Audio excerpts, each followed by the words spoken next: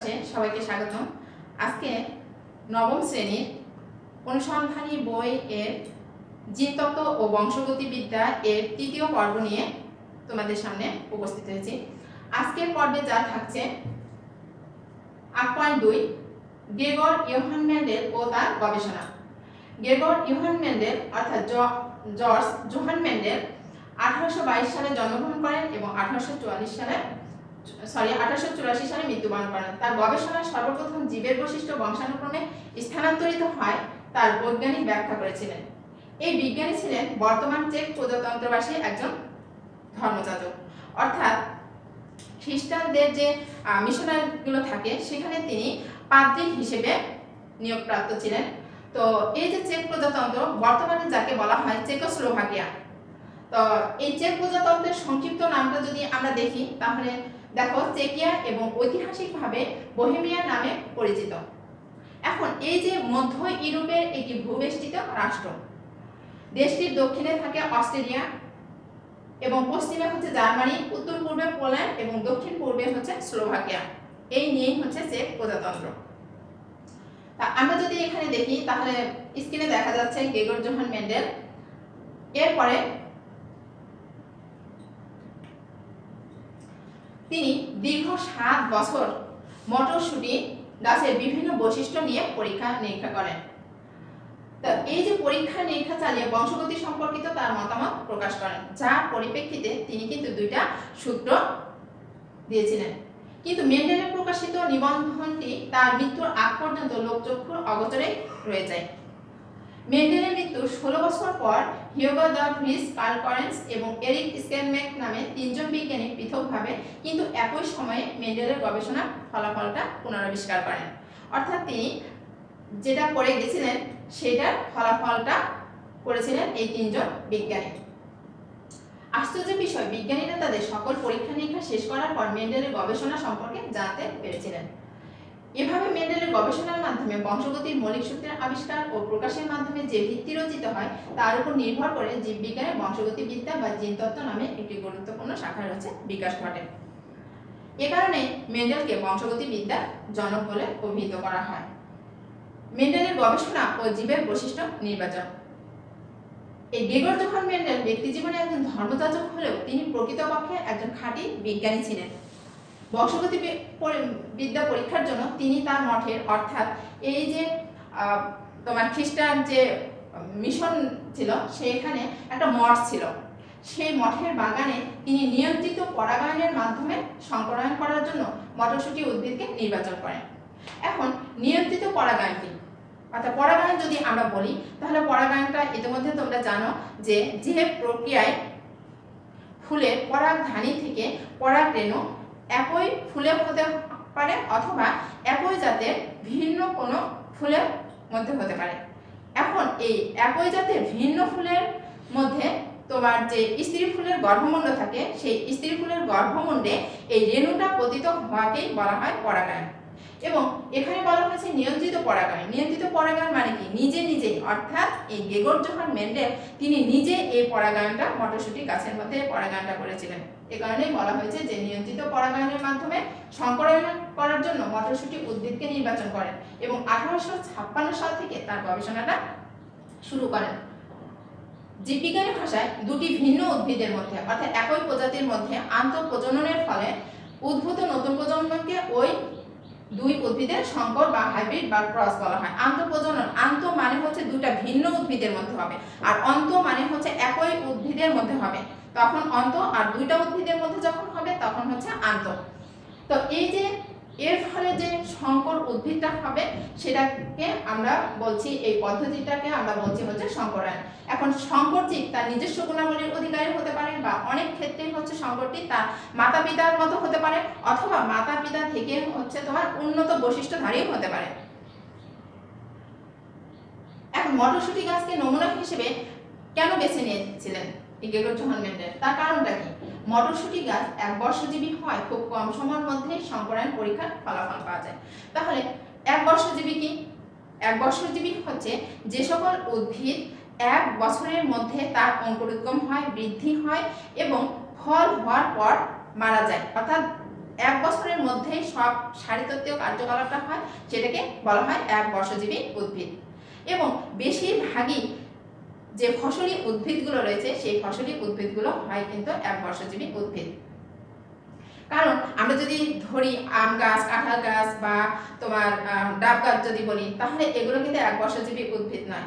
এই কারণে 1 বছরের মধ্যে অর্থাৎ অল্প সময়ের মধ্যেই যেন এই গবেষণাটা তিনি করতে পারেন, যার কারণে এই মটরশুঁটি গাছটা বেছে নিয়েছিলেন। এছাড়াও আরও কারণ ছিল, সেই কারণগুলো আমরা দেখি। এটি একটি উভলিঙ্গ ফুল, অর্থাৎ এটি একটি উভলিঙ্গ উদ্ভিদ, অর্থাৎ একই উদ্ভিদের মধ্যে পুরুষ ফুল এবং স্ত্রী ফুল থাকে এবং স্বপরাগায়নের মাধ্যমে যৌন প্রজননটা সম্পন্ন করে। এরপর ফুলগুলো আকারে বড় হয়, মটরশুঁটি গাছ অতি সহজে সংকরায়ন ঘটানো যায়। অর্থাৎ যদি এই মটরশুঁটি গাছের ফুলগুলো ছোট হতো, তাহলে ফুলগুলোর আকার যদি ছোট হয়, তাহলে স্বাভাবিকভাবে সেখানে কিন্তু তোমার সংকরায়ন ঘটানো যেত না। এ কারণেই হচ্ছে তোমার মটরশুঁটি গাছের ফুলগুলো বড় হওয়ার কারণে গেগর জোহান মেন্ডেল খুব সহজে এই মটরশুঁটি গাছের মধ্যে সংকরায়ন করেছিলেন। এরপর 4 নম্বর দেখি, পুংস্তবক ও স্ত্রীস্তবককে ঘিরে দলমণ্ডল এমনভাবে সাজানো থাকে যে পরনিষেকের কোনো সম্ভাবনা থাকে না। অর্থাৎ আমরা যদি দেখি যে পাপড়ি অর্থাৎ দলমণ্ডলগুলো যদি দেখি, তাহলে দেখা যাবে যে দলমণ্ডলগুলো এমনভাবে সাজানো থাকে, তোমাদের বইয়ের যে ছবিটা রয়েছে সেখানে দেখতে পাবে, এমনভাবে সাজানো থাকে যে সেখানে পরনিষেকের কোনো সম্ভাবনা থাকে না, অর্থাৎ পরপরাগায়ন এরকম কিন্তু হয় না। ফলে বিভিন্ন জাতের মটরশুঁটি উদ্ভিদের বৈশিষ্ট্যগুলো খাঁটি বা বিশুদ্ধ অবস্থায় থাকে। আর আমরা জানি যে এই যে মটরশুঁটি গাছ, সেই মটরশুঁটি গাছ যেহেতু উভলিঙ্গ ফুল, তাই খুব সহজেই কিন্তু সেখানে তোমার স্বপরাগায়ন হচ্ছে। 5 নম্বরে বলা হয়েছে মটরশুঁটি গাছে একাধিক সুস্পষ্ট তুলনামূলক বিপরীত বৈশিষ্ট্য রয়েছে, তাই অপত্য বংশে কয়েকটি বৈশিষ্ট্যের স্পষ্ট প্রকাশ পরীক্ষার ক্ষেত্রে সহায়ক। এখানে বলা হয়েছে একাধিক সুস্পষ্ট তুলনামূলক বিপরীত বৈশিষ্ট্য রয়েছে। তাহলে দেখো, যেহেতু এটা উভলিঙ্গ ফুল অর্থাৎ উভলিঙ্গ উদ্ভিদ, সেখানে পুরুষ ফুল রয়েছে, স্ত্রী ফুল রয়েছে, যার কারণে যে অপত্য বংশ মানে কি? অপত্য বংশ মানে হচ্ছে তোমার নতুন যে বংশধর সৃষ্টি হচ্ছে, সেখানে কিন্তু কয়েকটি বৈশিষ্ট্যে স্পষ্ট প্রকাশ পাওয়া যায়। যেমন হচ্ছে গাছটা লম্বা হবে না খাটো হবে, এটা কিন্তু একটা বৈশিষ্ট্য। এরপর হচ্ছে এর বীজটা গোলাকার হবে না কুঞ্চিত হবে, এটা কিন্তু আরেকটা বৈশিষ্ট্য। এরপর সেটা হচ্ছে তোমার গোলাকার হবে, হলুদ হবে না সবুজ হবে, সেটাও কিন্তু একটা বৈশিষ্ট্য। এরপর 6 নম্বরে বলা হচ্ছে সংকরায়নের সৃষ্ট বংশধরগুলো উর্বর প্রকৃতির হয়, সেগুলো নিয়মিত বংশবৃদ্ধি করতে পারে। কারণ আমরা সংকরায়ন বা হাইব্রিডেশনটা বলতে বোঝাচ্ছি যে এখানে হচ্ছে যে নতুন অর্থাৎ নতুন যে উদ্ভিদটা হচ্ছে, সেই নতুন উদ্ভিদটা কেন ফার্টাইল বা উর্বর হচ্ছে? কারণ কি, এখানে হচ্ছে তোমার নিয়ন্ত্রিত পরাগায়ন কিন্তু হচ্ছে, অর্থাৎ নিজেই কিন্তু নিজের যেহেতু তত্ত্বাবধানে এই হাইব্রিডাইজেশন করানো হচ্ছে, যার কারণে কিন্তু পিওর হচ্ছে। পিওর হওয়ার ফলে তোমার যে নতুন উদ্ভিদটা হচ্ছে, সেই নতুন উদ্ভিদটা কিন্তু ফার্টাইল হচ্ছে। এখানে লক্ষ্য করো, মেন্ডেল বিভিন্ন উৎস থেকে 34 ধরনের মটরশুঁটি উদ্ভিদের বীজ সংগ্রহ করে আশ্রমের বাগানে প্রায় 1 বছর প্রত্যেক ধরনের বীজের নির্দিষ্ট বৈশিষ্ট্যের বিশুদ্ধতা পরীক্ষা করেন এবং পরীক্ষা শেষে তিনি অর্থাৎ 7টি তিনি বৈশিষ্ট্য নিয়েছিলেন। মটরশুঁটি গাছের 7টি বৈশিষ্ট্য নিয়েছিলেন। সেই মেইন বৈশিষ্ট্য হচ্ছে 7টি, যেমন বীজের আকৃতি অর্থাৎ গঠনটা, এরপর বীজের রং কেমন হবে, ফুলের রং, ফলের আকৃতি, ফলের বর্ণ, এরপর বলা হচ্ছে ফুলের অবস্থান, কাণ্ডের দৈর্ঘ্য। এগুলো হচ্ছে 7টা বৈশিষ্ট্য। এই 7টা বৈশিষ্ট্য নিয়ে কিন্তু তিনি কাজ করেছিলেন। এই 7টা বৈশিষ্ট্যের উপরে 14টা কিন্তু তোমার উদ্ভিদ অর্থাৎ 14টা খাঁটি উদ্ভিদ নির্বাচন করেছিলেন। যেমন আমরা বলেছি বীজের আকৃতি, সেই বীজের আকৃতিটা আমরা বলেছি যে প্রকট বৈশিষ্ট্যের ক্ষেত্রে যদি আমরা বলি, তাহলে দেখা যাবে সেটা গোলাকার বা হচ্ছে বৃত্তাকার, প্রচ্ছন্নের ক্ষেত্রে হচ্ছে কুঞ্চিত। তাহলে লক্ষ্য করো, প্রকট বৈশিষ্ট্য রয়েছে, প্রচ্ছন্ন বৈশিষ্ট্য রয়েছে। আমরা বলেছি মেইন বৈশিষ্ট্য 7টি, কিন্তু তিনি কিন্তু 14টা উদ্ভিদ নিয়ে কিন্তু এই কাজটি করেছিলেন, অর্থাৎ মটরশুঁটি গাছের 14টা উদ্ভিদ নিয়ে কাজ করেছিলেন। এরপর বীজের বর্ণ যদি আমরা দেখি, তাহলে বীজের বর্ণের ক্ষেত্রে প্রকট বৈশিষ্ট্যের জন্য হলুদ, প্রচ্ছন্ন বৈশিষ্ট্যের জন্য সবুজ। এরপর ফুলের রং, ফুলের মটরশুঁটি গাছের যে ফুল রয়েছে, সেই ফুলের রং হচ্ছে একটার ক্ষেত্রে হচ্ছে বেগুনি ছিল, আরেকটার ক্ষেত্রে হচ্ছে সাদা। এরপর ফলের আকৃতি যদি দেখি, অর্থাৎ মটরশুঁটি গাছের যদি ফলের আকৃতি দেখি, তাহলে একটা স্ফীত, আরেকটা হচ্ছে খাদযুক্ত ছিল। এরপর ফলের বর্ণ যদি দেখি, তাহলে একটা হচ্ছে সবুজ ছিল, আর প্রচ্ছন্নের ক্ষেত্রে হচ্ছে হলুদ। ফুলের অবস্থানের ক্ষেত্রে হচ্ছে তোমার অক্ষীয় বা কাক্ষিক, আরেকটা হচ্ছে প্রান্তীয়। এখন ফুলের অবস্থান কি? অক্ষীয় মানে কি? অক্ষীয় হচ্ছে যে এই যে পর্ব মধ্য থাকে, পর্ব মধ্য, আমরা তো এগুলো কিন্তু ক্লাস 6 এ পড়েছি যে পর্ব কি, পর্ব মধ্য কি, এগুলো কিন্তু পড়েছি। তাহলে দুইটা পর্বের মাঝখানের যে অবস্থান, সেটাকে আমরা বলবো হচ্ছে পর্ব।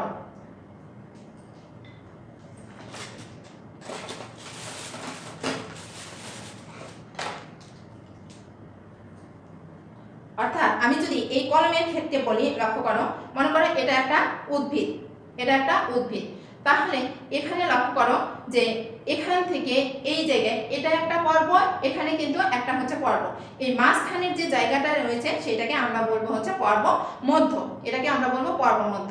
এছাড়া খুব সহজে কিন্তু তোমরা মানে দেখতে পাবে যে এই যে বাঁশ রয়েছে, বাঁশের ক্ষেত্রে যদি আমরা দেখি তাহলে বাঁশের যে লক্ষ্য করো যে আমরা যদি বাঁশ দেখি তাহলে বাঁশের ক্ষেত্রে দেখবো আমরা গিট রয়েছে, গিট, সেটাকে আমরা বলবো হচ্ছে পর্ব। অর্থাৎ মনে করো এটা একটা পর্ব, এরপরে কিন্তু আরো তোমার রয়েছে এখানে একটা মনে করো গিট, তাহলে এটা একটা পর্ব, এটা একটা পর্ব, বা এটা একটা পর্ব, এবং মাঝখানের যে অংশটা রয়েছে সেটাকে আমরা বলবো পর্ব মধ্য।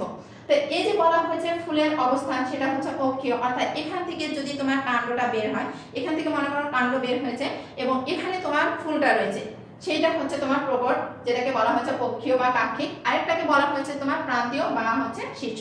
অর্থাৎ ফুল যখন একবারে তোমার একটা উদ্ভিদের হচ্ছে প্রান্তে, প্রান্তে মানে কি শীর্ষে অবস্থান করবে, সেটাকে বলা হয়েছে প্রান্তীয় বা শীর্ষ। এরপর কাণ্ডের দৈর্ঘ্যের ক্ষেত্রে যদি আমরা বলি তাহলে প্রকটের ক্ষেত্রে হচ্ছে তোমার লম্বা, আর প্রচ্ছন্নের ক্ষেত্রে দেখানো হয়েছে খাটো। অর্থাৎ কাণ্ডের দৈর্ঘ্য বৈশিষ্ট্যের জন্য এই দুটি বিপরীত লক্ষণ, শুরুতে মেন্ডেল লম্বা এবং খাটো এই বিপরীত লক্ষণযুক্ত দু ধরনের মটরশুঁটি গাছ নিয়ে প্রথমে পরীক্ষাটা শুরু করেছিলেন। এটি যেহেতু শুধু কাণ্ডের দৈর্ঘ্য এই একটি বৈশিষ্ট্যযুক্ত উদ্ভিদ নিয়ে পরীক্ষা ছিল, তাই এটিকে মনোহাইব্রিড ক্রস বলা হয়ে থাকে। লক্ষ্য করো, মনোহাইব্রিড, মনো মানে কি, মনো মানে একটি, আর হাইব্রিড মানে কি সংকরায়ন। তাহলে একটা বৈশিষ্ট্য, প্রথমে তিনি কি করেছিলেন, গাছের কাণ্ডের দৈর্ঘ্য নিয়ে কিন্তু পরীক্ষাটা করেছিলেন। অর্থাৎ গাছের কাণ্ডের দৈর্ঘ্য মানে কি, গাছটা লম্বা, একটা গাছ লম্বা আর একটা গাছ খাটো, তাহলে এখানে কিন্তু তোমার কি একজোড়া বৈশিষ্ট্য রয়েছে, অর্থাৎ একজোড়া বৈশিষ্ট্য কেন, লম্বা এবং খাটো, এই কারণে তাকে বলা হয়েছে মনোহাইব্রিড ক্রস। এখন এই যে মনোহাইব্রিড ক্রস বা একক চরিত্র সংকর কি, বলা হয়েছে একই প্রজাতির একজোড়া বৈসাদৃশ্যময় বৈশিষ্ট্য সম্পন্ন, যেমন লম্বা এবং খাটো দুটি উদ্ভিদের বা দুটি প্রাণীর মধ্যে ক্রসকে আমরা মনোহাইব্রিড ক্রস বলবো। এরপর বলা হচ্ছে মেন্ডেল একটি প্রকৃত দীর্ঘাকৃতির মটর গাছ, যে গাছটা ছিল হচ্ছে তোমার দৈর্ঘ্যে 6 ফুট, এবং একটি প্রকৃত খর্বাকৃতির মটর গাছ, খর্বাকৃতির মটর গাছ মানে কি, সেটা হচ্ছে খাটো বা বেটে, অর্থাৎ 1 ফুট, অর্থাৎ 6 ফুট দীর্ঘাকৃতির মটর গাছের সাথে 1 ফুট তোমার খাটো উদ্ভিদের মধ্যে হচ্ছে ক্রস করেছিলেন। তিনি এক গাছের পরাগরেণু অন্য গাছের গর্ভমুণ্ডে স্থানান্তর করে কৃত্রিম উপায়ে পরাগায়ন সম্পন্ন করলেন, অর্থাৎ সংকরায়ন বা হাইব্রিডেশন করেছিলেন। তিনি যে গাছের গর্ভমুণ্ডে পরাগরেণু দেওয়া হয়েছিল সেই গাছ হতে বীজ সংগ্রহ করে পরবর্তী সময়ে বপন করলেন। তিনি দেখলেন সেই বীজ হতে সৃষ্ট সকল গাছই লম্বা হলো। কারণ ইতিমধ্যে তোমরা এই ক্রসটা তোমাদের দেখিয়েছি, পরবর্তীতে যখন মেন্ডেলের প্রথম সূত্রটা বিস্তারিত আলোচনা করব সেখানে আবারও তোমাদের এই সংকরায়নের ফলে অর্থাৎ F1 জেনারেশন F2 জেনারেশন দুইটাই ক্রস দেখানো হবে। অর্থাৎ সংকরায়নের পর প্রথম বংশধরে অর্থাৎ F1 জেনারেশন দুটি বৈশিষ্ট্যের একটি লম্বা বৈশিষ্ট্য প্রকাশ পেল, অন্যটি হচ্ছে খাটো বৈশিষ্ট্য অপ্রকাশিত থাকলো। কারণ F1 জেনারেশনে তোমার পাশাপাশি কিন্তু অর্থাৎ লম্বা বৈশিষ্ট্যের জন্য ক্যাপিটাল টি ছিল আর স্মল টি ছিল, অর্থাৎ এটা ছিল হচ্ছে তোমার লম্বা বৈশিষ্ট্য। প্রকাশিত বৈশিষ্ট্যকে তিনি প্রকট বৈশিষ্ট্য অর্থাৎ ডমিনেন্ট ক্যারেক্টার এবং অপ্রকাশিত বৈশিষ্ট্যকে প্রচ্ছন্ন বৈশিষ্ট্য বলে অভিহিত করেন। পরীক্ষা শুরু করার আগে তিনি মটরশুঁটি গাছের বিশুদ্ধতা নিশ্চিত করে নেন। এরপর শুদ্ধ লক্ষণযুক্ত একটা লম্বা উদ্ভিদের সঙ্গে শুদ্ধ লক্ষণযুক্ত একটি খাটো উদ্ভিদের কৃত্রিম পরাগ সংযোগ ঘটান, অর্থাৎ লম্বা উদ্ভিদের পরাগরেণু নিয়ে খাটো উদ্ভিদের গর্ভমুণ্ডে স্থানান্তর করেন। আমরা যদি এখানে দেখি স্ক্রিনে তাহলে দেখা গেল F1 জেনারেশনে যে উদ্ভিদটা হয় সেই উদ্ভিদটা হয় তোমার লম্বা, কারণ কি এই লম্বা বৈশিষ্ট্যটাই সেক্ষেত্রে কিন্তু প্রকাশিত হয় আর খাটো বৈশিষ্ট্যটা অপ্রকাশিত থেকে যায়। এখন লক্ষ্য করো, লম্বা ও খাটো উদ্ভিদের মাঝে সংকরায়নের পরেও সবকটি উৎপন্ন বীজ থেকে শুধু লম্বা উদ্ভিদ পাওয়া যায়। প্রথম সংকরায়নের ফলে পাওয়া এই উদ্ভিদগুলোকে মেন্ডেল প্রথম প্রজন্ম বা F1 বা ফার্স্ট ফিলিয়াল জেনারেশন বলে নামকরণ করেন। আমরা যদি এখানে দেখি, দেখো লম্বা বৈশিষ্ট্যের জন্য দুটি জিনোটাইপ ক্যাপিটাল টিটি আর খাটো বৈশিষ্ট্যের জন্য জিনোটাইপ হচ্ছে স্মল টিটি। এরপরে কি হয়, গ্যামেট তৈরি হয়, যেটা ইতিমধ্যে তোমরা দেখেছো, গ্যামেট তৈরি হয় ক্যাপিটাল টি স্মল টি। এখন এই গ্যামেটের মধ্যে যদি ক্রস করানো হয় অর্থাৎ এর ফলে তোমার কি হবে, F1 জেনারেশনে হবে হচ্ছে তোমার ক্যাপিটাল টি টি 4টা হবে, অর্থাৎ জিনোটাইপ হবে হচ্ছে তোমার ক্যাপিটাল টি স্মল টি। কিন্তু ফিনোটাইপটা কি, ফিনোটাইপ কিন্তু ঠিকই তোমার এই গাছটা হবে হচ্ছে লম্বা। লম্বা কেন? কারণ এখানে হচ্ছে তোমার প্রকট বৈশিষ্ট্যটা প্রকাশিত হয়েছে, আর প্রচ্ছন্ন যে বৈশিষ্ট্য ছিল সেই প্রচ্ছন্ন বৈশিষ্ট্যটা অপ্রকাশিত থেকে গেছে। এবারে তিনি এফ1 প্রজন্মের উদ্ভিদগুলোর নিজেদের মধ্যে পরাগ সংযোগ করে সংকরায়ন ঘটান। দ্বিতীয়বার সংকরায়নের ফলে সৃষ্ট দ্বিতীয় প্রজন্ম F2-তে 3:1 অনুপাতে লম্বা এবং খাটো উদ্ভিদ পাওয়া যায়।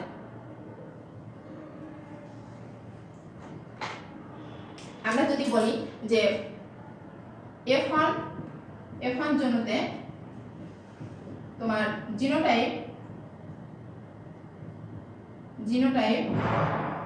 তৈরি হয়েছিল capital T small tea, capital T small tea, capital T small tea. আচ্ছা, অর্থাৎ সবগুলোই কিন্তু তোমার লম্বা উদ্ভিদ ছিল। এখন F2-তে এসে কি হবে? F2 জন্যতে এসে কি হবে, যে এই যে প্রথম সংকর পুরুষে যে উদ্ভিদগুলো ছিল তাদের মধ্যে হচ্ছে যদি ক্রস করানো হয় তাহলে আমরা দেখি যে কি হবে। মনে করো যে স্ত্রী গ্যামেট আর এটা পুরুষ গ্যামেট। এরপর যদি আমরা দেখি যে গ্যামেট আকারে যেহেতু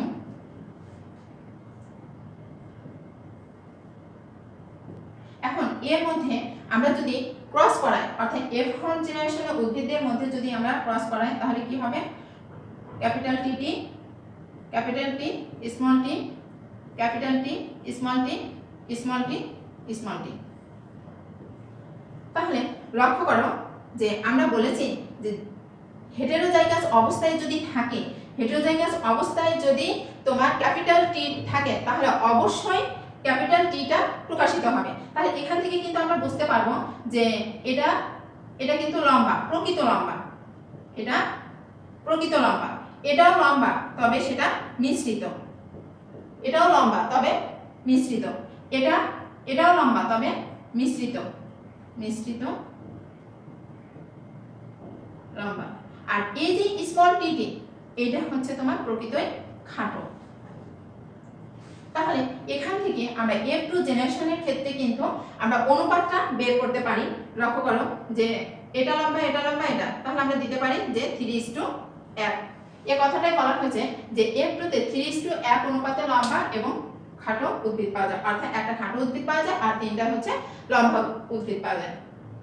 পরবর্তীকালে মেন্ডেল বীজের বর্ণ অর্থাৎ লক্ষণ যদি আমরা দেখি হলুদ কিংবা সবুজ, এবং বীজের আকারের ক্ষেত্রে যদি দেখি লক্ষণটা হবে গোলাকার কিংবা হচ্ছে কুঞ্চিত। কারণ প্রথমে তো মেন্ডেল কাণ্ডের দৈর্ঘ্য অর্থাৎ লম্বা এবং খাটো উদ্ভিদ নিয়ে কাজ করেছিলেন, এরপর সেটা বীজের বর্ণ নিয়ে এবং পরবর্তীতে বীজের আকার নিয়ে গবেষণা করেছিলেন।